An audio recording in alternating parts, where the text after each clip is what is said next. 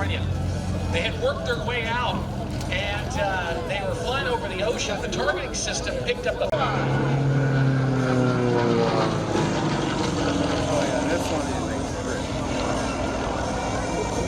things. Starting his performance in grand style into the vertical with a spiraling tower. That NVIDIA MG14 engine generates some 400 horsepower that grabs this airplane and makes it go. Show time, it's all about precision for judges on the ground who scored with the perfect performed aerobatic figures. He's logged multiple top finishes in the regional aerobatic competition and is now a top scoring member of the USA Unlimited aerobatic team. We're going to watch Marco high and to the right as he trades all of that energy, that altitude for the airspeed as he sets up for his next maneuver. You'll see that competition background in his flying, very snappy, very precise. That's the mark of Marco Bouw, and he is pleased to be flying for you today. Let's give it up for him.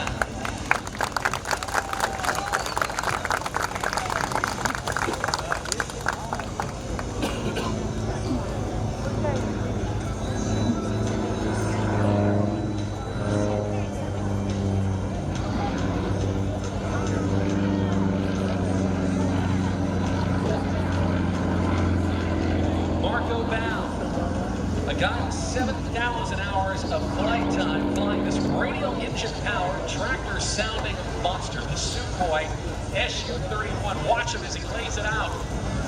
Out of the tail slide maneuver in high-altitude flight going down the line over about 30 miles an hour right there. He'll roll the airplane around to the left, and even at relatively slow speed flight, this big Russian aerobatic airplane remains remarkably maneuverable thanks to those full span of ailerons out there on the wings. The Sukhoi SU-31, one of only 5 flying in the United States today, and not only is it great.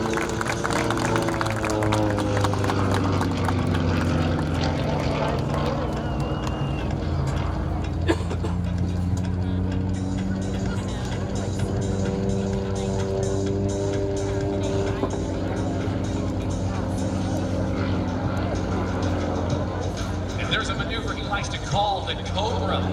As he slides it backwards out of that maneuver, airspeed some 50 miles an hour in reverse. And he'll work his way back to the center of our aerobatic airspace. He sets up for the second part of the show.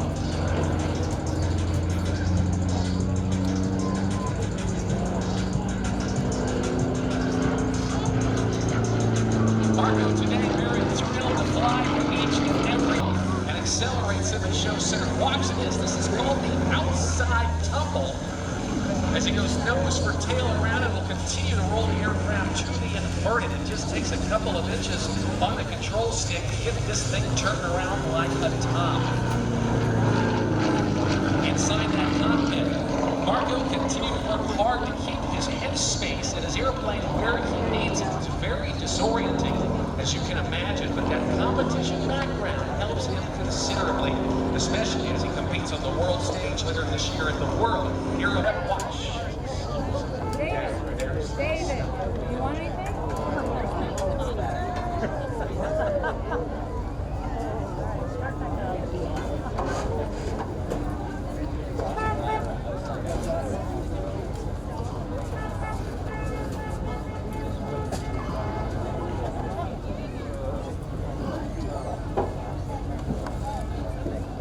And there's the restart, ladies and gentlemen, while flying upside.